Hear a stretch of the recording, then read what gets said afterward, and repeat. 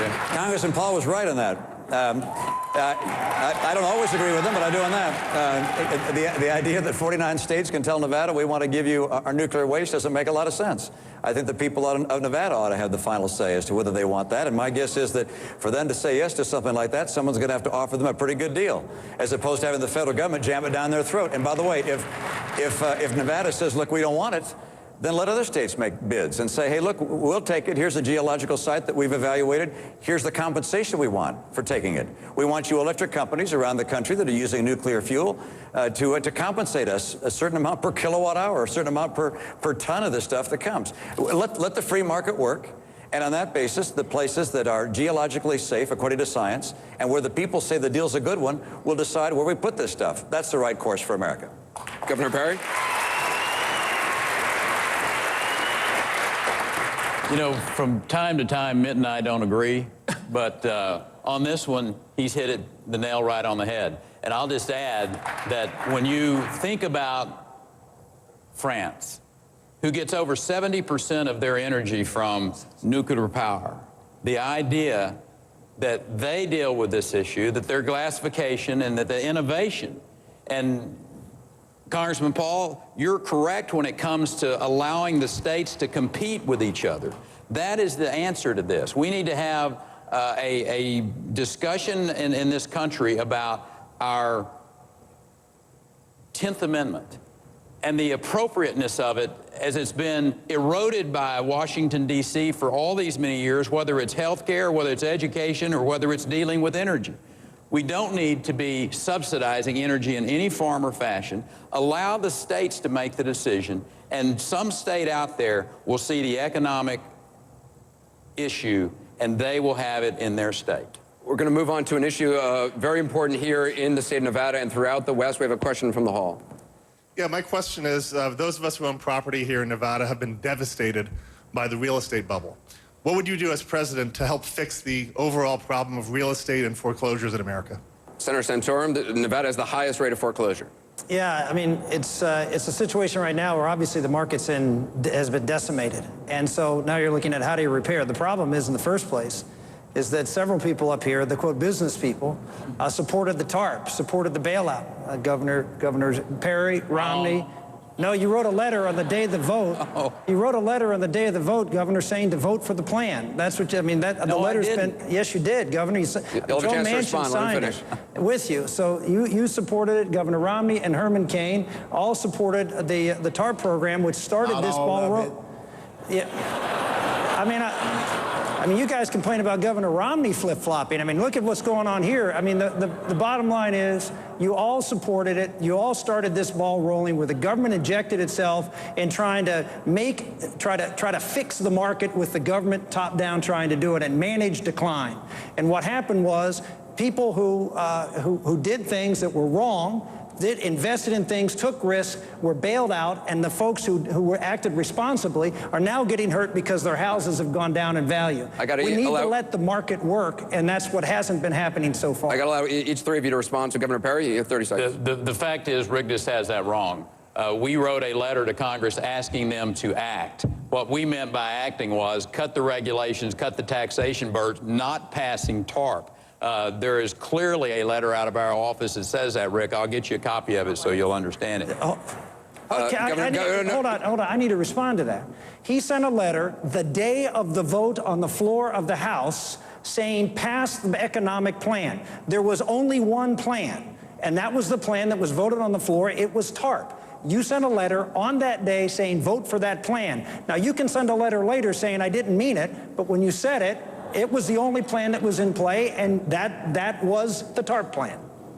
Governor Perry, do you want to respond, Governor Perry? I'm just telling you, I know what we sent. I know what the intention was. You can read it any way you want, but the fact of the matter, I wasn't for TARP and have talked about it for years since then. Governor Romney, afterwards. 30 seconds. There's an effort on the part of people in Washington to think somehow they know better than markets how to rebalance America's economy. And the idea of the federal government running around and saying, hey, we're going to give you some money for trading in your old car, or we're going to give you a few $1,000s for buying a new house, or we're going to keep banks from foreclosing if you can't make your payments. These kinds of actions on the part of government haven't worked.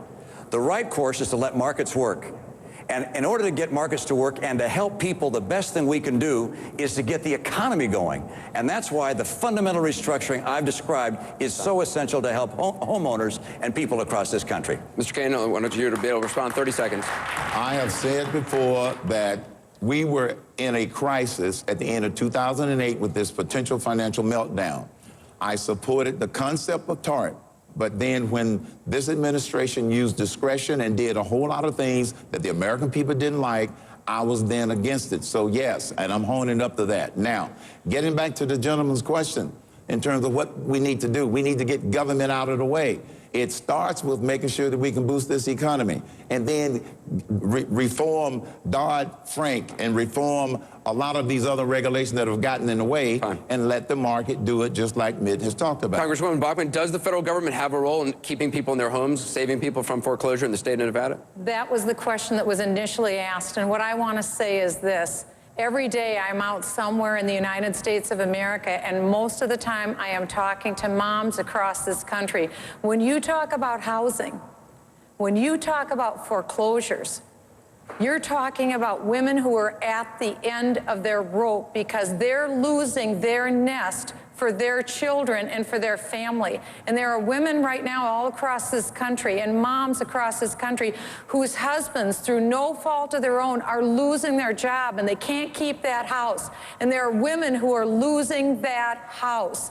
I'm a mom. I talk to these moms. I just want to say one thing to moms all across America tonight. This is a real issue. It's got to be solved. President Obama has failed you on this issue of housing and foreclosures.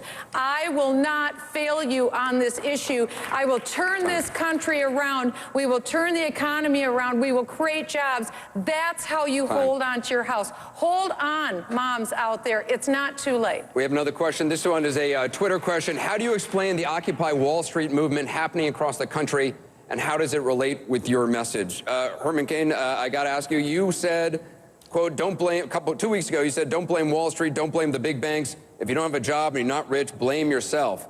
That was 2 weeks ago. The movement has grown. Do you still say that? Yes, I do still say that. And here's why. I still stand by my statement, and here's why. They might be frustrated with Wall Street and the bankers, but they're directing their anger at the wrong place. Wall Street didn't put in failed economic policies. Wall Street didn't spend $1 trillion that didn't do any good. Wall Street isn't going around the country trying to sell another $450 billion. They ought to be over in front of the White House taking out their frustration. So I do stand by that. Congressman Paul, you've been...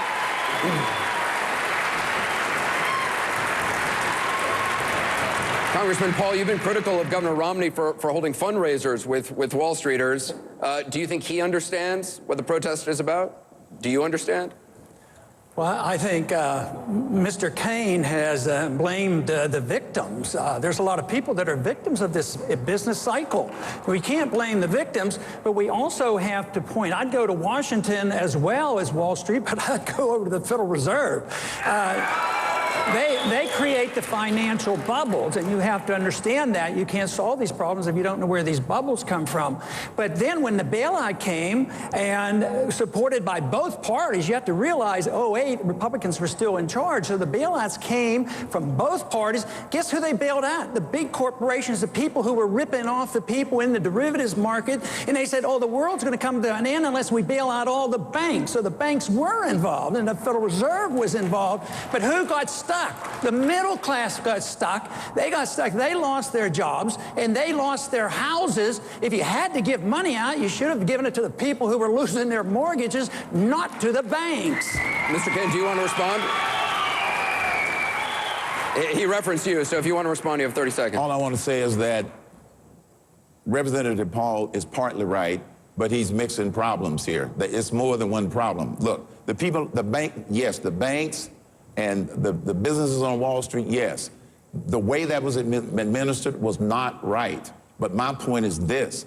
What are the people who are protesting want from bankers on Wall Street? To come downstairs and write them a check? This is what we don't understand. Go and get to the source of the problem is all I'm saying. I got to give you 30 seconds, and then we'll go to Governor Romney. Yes, the argument is the program was okay, but it was mismanaged. But I work on the assumption that government's not very capable of managing almost anything, so you shouldn't put that much trust into government. You have to trust the marketplace, and when the government gets involved, they have to deal with fraud. And how many people have gone to jail, either in the government, Fannie Mae or Freddie Mac, that participated in this, and nobody suffers the consequences? All these investigations, and yet the people who lose their jobs and lose their houses, it's their fault, that's why they're on Wall Street, and we can't blame them. We have to blame the business cycle and the economic policies that led to this disaster. Governor Romney, you originally called the protests dangerous. You said it was class warfare. You recently sounded more sympathetic. Where do you stand now? What is your message to those people protesting? We can spend our time talking about what happened 3 years ago and what the cause was of our collapse. But let's talk about what's happened over the last 3 years. We've had a president responsible for this economy for the last 3 years, and he's failed us. He's failed us in part because he has no idea how the private sector works or how to create jobs. On every single issue, he's made it harder for our economy to reboot. And as a result, we have 25 million Americans out of work, or stop looking for work, or part-time work and can't get full-time employed. Home values going down. You have median income in America that in the last 3 years has dropped by 10%. Americans are hurting across this country, and the president's out there campaigning. Why isn't he governing? He doesn't understand. He doesn't have a jobs plan even now. This is a critical time for America, and I can tell you that this is time to have someone who understands how the economy works, who can get America working again. Instead of dividing and blaming as this president is, let's grow America again and have jobs that are the envy of the world, and I know how to do it. We got to take a quick break. We're going to continue right on the other side. We'll be right back.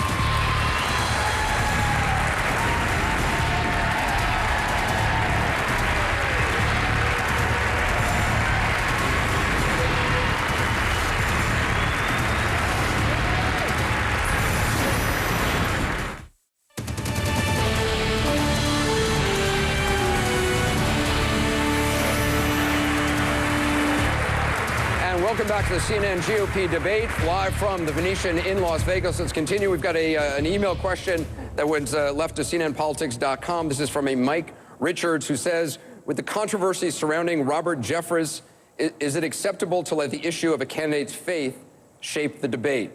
Senator Santorum, this is in reference to a Baptist pastor who, at the Values Voter Summit, after introducing Governor Rick Perry, said that Mitt Romney is not a Christian and that Mormonism is a cult. Those were his words. Should voters pay attention to a candidate's religion? I think they should pay attention to the candidate's values, what the candidate stands for.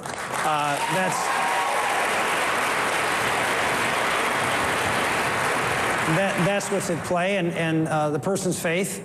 And you look at that faith and what the faith teaches with respect to morals and values that are reflected in that person's belief structure. So those are important things. I'm a Catholic. Catholic has social teachings. Catholic has teachings as to what's right and what's wrong. And those are legitimate things for voters to look at, to say if you're a faithful Catholic, which I try to be, fall short all the time, but I try to be, and it's a legitimate thing to look at as to what the tenets and teachings of that faith are with respect to how you live your life and how you would govern this country. With respect to what is the road to salvation, that's a whole different story. That's not applicable to what the role is of being the president or a senator or any other job. Speaker Gingrich, do you agree with that? Well, I think if the question is, does faith matter? Absolutely. How can you have a country which is founded on truths, which begins, we are endowed by our Creator with certain inalienable rights? How can you have the Northwest Ordinance of 1787, which says religion, morality, and knowledge being important, education matters? That's the order: religion, morality, and knowledge. Now, I happen to think that none of us should rush in judgment of others in the way in which they approach God. And I think that all of us up here, I believe, would agree. But I think all of us would also agree that there's a very central part of your faith in how you approach public life. And I, frankly, would be really worried if somebody assured me that nothing in their faith would affect their judgments, because then I'd wonder, where's your judgment? How can you have judgment if you have no faith? And how can I trust you with power if you don't pray? who you pray to, how you come close to God is between you and God. But the notion that you're endowed by your Creator sets a certain boundary on what we mean by America. Governor Perry, Mitt Romney asked you to repudiate the comments of that pastor who introduced you on that stage. He didn't make the comments on the stage. He made them afterward in an interview. Will you repudiate those comments? Well, our faith, I can no more remove my faith than I can that I'm the son of a tenant farmer. I mean, the issue is, are we going to be individuals who stand by our faith? And I have said I didn't agree with that individual's statement. And our founding fathers truly understood and had an understanding of freedom of religion. And this country is based on, as Newt talked about, these values that are so important as we go forward. And the idea that we should not have our freedom of religion to be taken away by any means. But we also are a country that is free to express our opinions. That individual expressed an opinion. I didn't agree with it, Mitt, and I said so. But the fact is, Americans understand faith, and what they've lost faith in is the current resident of the White House. Fine. Governor Romney, is that acceptable to you? You know, with regards to the disparaging comments about my faith, I've heard worse, so I'm not going to lose sleep over that. What I actually found that was most troubling in what the Reverend said in the introduction was he said, in choosing our nominee, we should inspect his religion. And someone who is a good moral person is not someone who we should select. Instead, we should choose someone who subscribes to our religious belief. That idea that we should choose people based upon their religion for public office is what I find to be most troubling. Because the founders of this country went to great length to make sure, and they even put it in the Constitution, that we would not choose people who represent us in government based upon their religion, that this would be a nation that recognized and respected other faiths, where there's a plurality of faiths, where there was tolerance for other people and faiths. That's bedrock principle. And it was that principle, Governor, that I wanted you to be able to say, no, that's wrong. Reverend Jeffress, instead of saying, as you did by that introduction, knock the ball out of the park, I just said, Reverend Jeffress, you got that wrong. We should select people not based upon their faith, even though, and I don't suggest you distance yourself from your faith any more than I would, but the concept that we select people based on the church or the synagogue they go to, I think is a very dangerous and enormous departure from the principles of our Constitution. Would you still like him to say that? I'm sorry? Would you still like the governor to say that, or was that something you wanted him to say? I'll let him. It's his choice. Do you want to respond to that, Governor Perry? I have. I said I did not agree with Pastor Jeffers' remarks. I don't agree with them. I can't apologize any more than that. Yeah, that's fine. We've got a question from the audience. Currently, there's a deficit reduction measure to cut defense spending by $500 billion. Would you support such a reduction in defense spending? And if elected president, how will you provide a strong national defense? Congresswoman Bachmann, should defense be cut? Well, $500 billion is the amount that the questioner had mentioned. And don't forget, this was a historic week when it came to American foreign policy. We saw potentially an international assassination attempt from Iran on American soil. That says something about Iran, that they disrespect the United States so much that they would attempt some sort of a heinous act like that. Then we saw the President of the United States engage American troops in a fourth conflict in a foreign land. This is historic. Then on Sunday, we heard the reports that now that in Iraq, that the 5,000 troops that were going to be left there won't even be granted immunity by Iraq. This is how disrespected the United States is in the world today, and it's because of President Obama's failed policies. He's taken his eyes off the #1 issue in the world. That's in Iran obtaining a nuclear weapon. That makes all of us much danger, and the President of Iran is a genocidal maniac. We need to stand up against Iran, and as President of the United States, We will be respected again in the world. The question, though, was about budget cuts, and is everything on the table in terms of cutting the budget? Absolutely everything in the... So defense spending would be on the table, should be. Defense spending is on the table, but again, Anderson, now with the president, he put us in Libya. He is now putting us in Africa. We already were stretched too thin, and he put our special operations forces in Africa. Want to make sure it's on the table. It's on the table, but we cannot cut it by $500 billion. We can't do that to our brave men and women who are on the ground fighting for us. I mean, if you want to understand how totally broken Washington is, look at this entire model of a supercommittee, which has now got a magic number to achieve, and if it doesn't achieve the magic number, then we'll all have to shoot ourselves in the head. So when they come back with a really dumb idea to merely cut off our right leg, we'll all be grateful that they're only semi-stupid instead of being totally stupid. Now,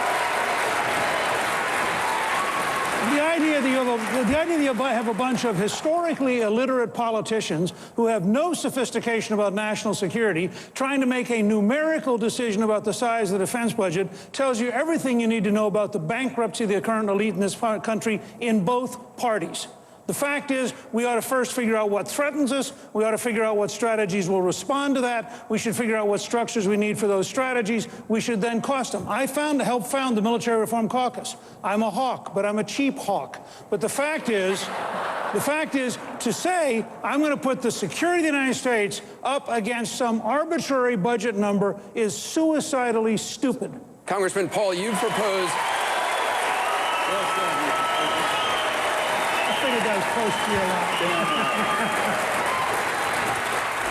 Congressman Paul, you've just proposed eliminating the Departments of Commerce, Education, Energy, Interior, Housing, and Urban Development. You say it'll save $1 trillion in 1 year.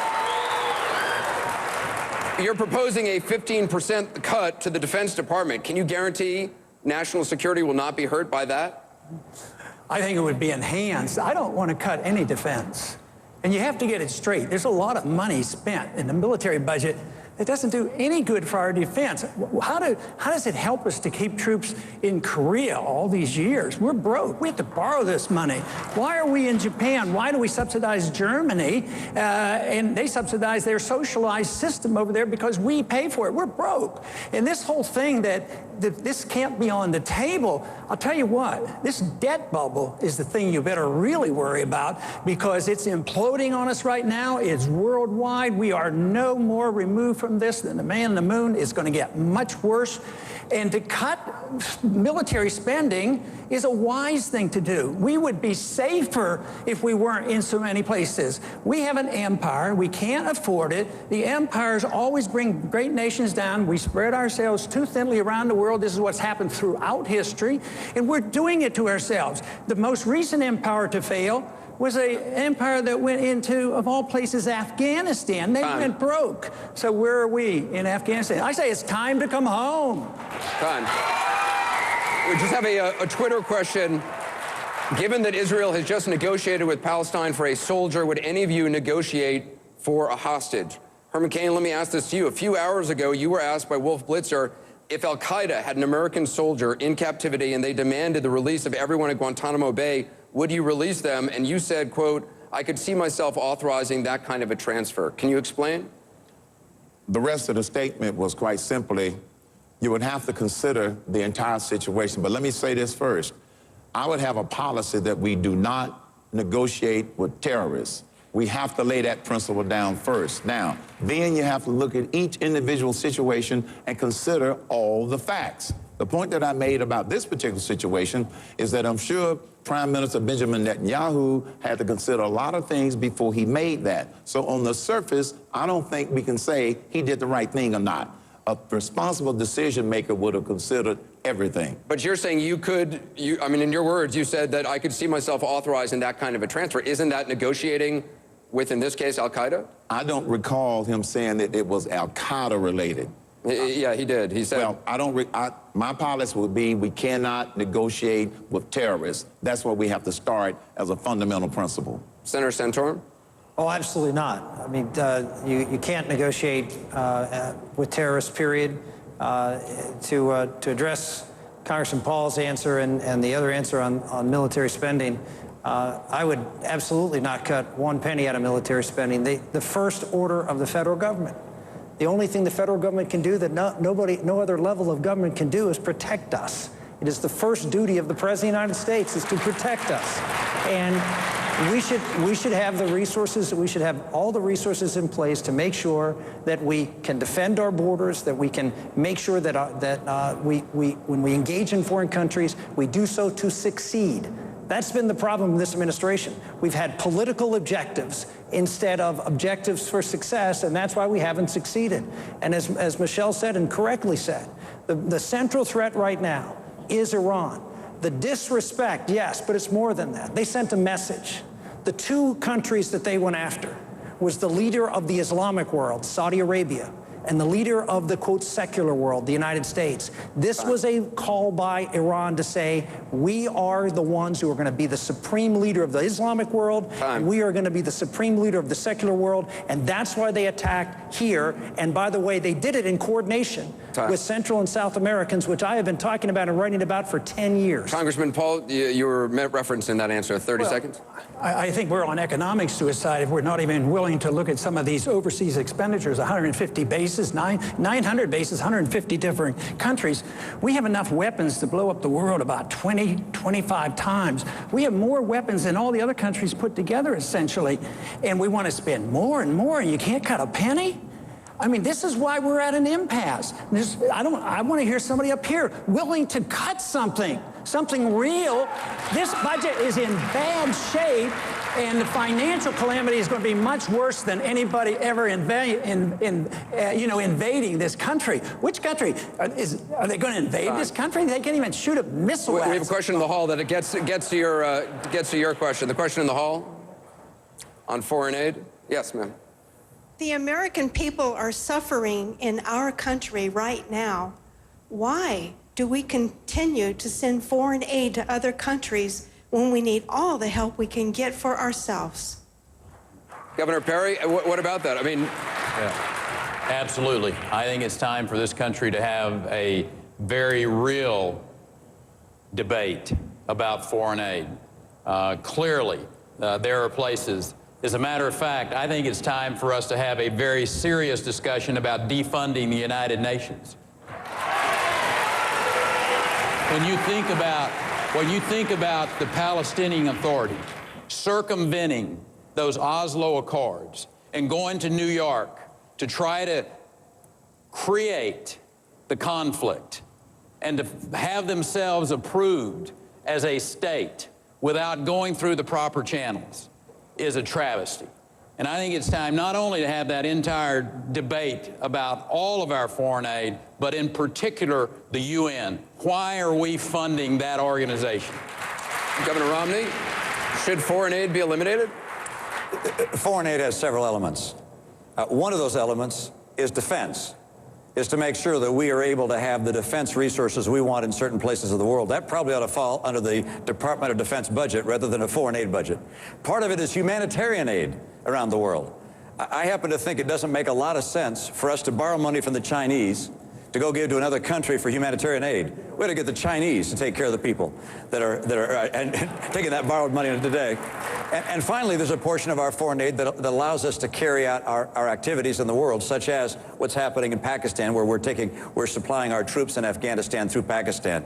But let me tell you, we're spending more on foreign aid than we ought to be spending. And Congressman Paul asked, is there a place we can cut the budget? Let me tell you where we cut the budget. Discretionary accounts we bring back to 2008 level. We get rid of Obamacare. Number 3, we take Medicaid, turn it back to the states, grow it at only 1% to 2% per year. Number 4, we cut federal employment by at least 10% through attrition. And finally, we say to federal employees, you're not going to make more money than the people in the private sector who are paying for you. We link their compensation. Time.